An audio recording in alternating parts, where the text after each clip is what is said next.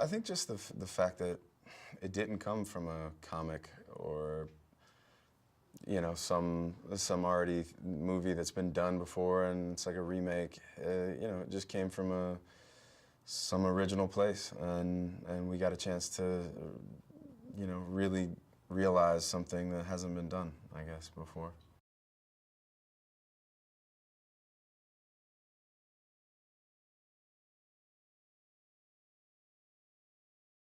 In real life, it was inline skates. It was rollerblading. And that was a bit concerning when I've never skated in my life. I did grow up in the 90s, and they did come through Florida, and I think I put them on like once, and I think I landed right on my back as soon as I put them on, and I didn't put them on ever again. But Kane theoretically gets around on boots that redirect the force of gravity. So he has the ability to control gravity and push it in directions that he would like. He can't fly, he can't go up, he can't just like fly around. They're not like booster boots or whatever, but he can sort of surf it in a way.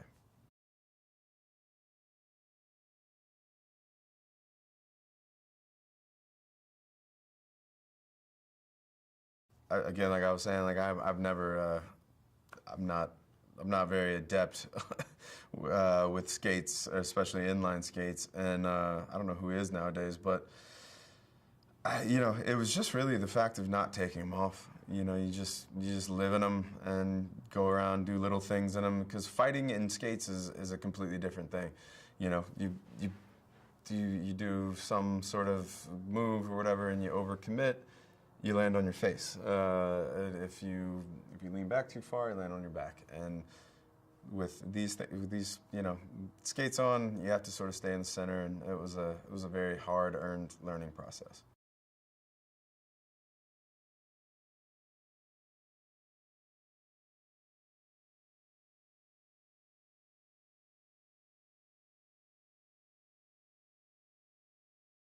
That was probably one of the most attractive things to me about playing a part, because the Wachowskis didn't even know how they were going to do some of this,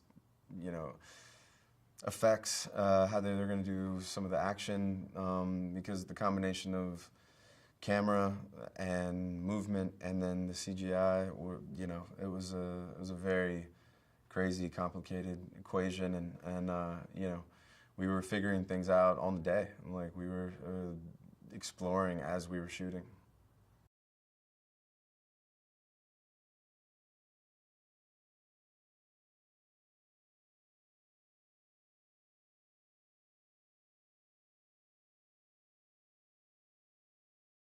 I think dance in any situation physically will help you. It teaches you just control of your own body and control of your own space in relation to someone else's space.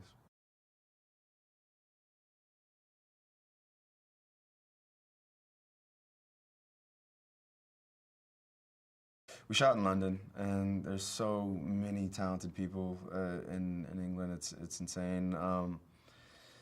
I mean, my stunt guys personally, Antal, Bobby, Tig, they're all specialized people that probably in the best in the world at what they do, and I, most of the films that I've been on, I, I I can do pretty much everything that my character does. Not this film, and Tig's a world champion rollerblader. I mean, he's from I think like 5 years old. He didn't take rollerblades off. I mean, he's a true anomaly in that category.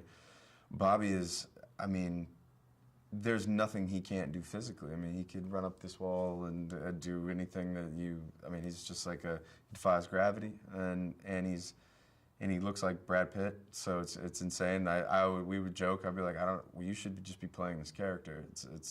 I shouldn't be playing him, and he sounds really cool when he talks. He's got the great English accent.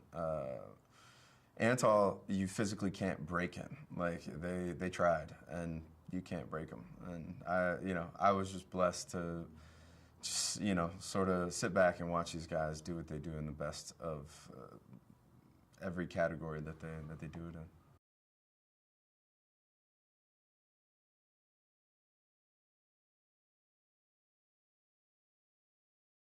Like Sean Bean's he's a legend, you know. Like he's been in I mean, everyone knows it better than I know it.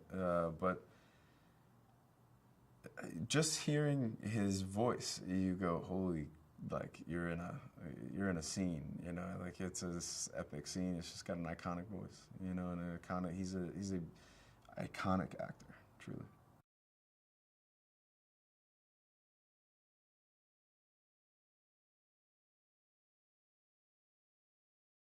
So Sean Bean was the commanding officer of Kane, my character in the film, and the history was that Kane bit a royal, and in a moment of rage, really broke the law, and Stinger, because he loved Kane and was in charge of Kane, fell on the sword in a way, and when Kane was about to be put down and put to death, he spoke up for him and took it and got his basically stripped of all his all his authority.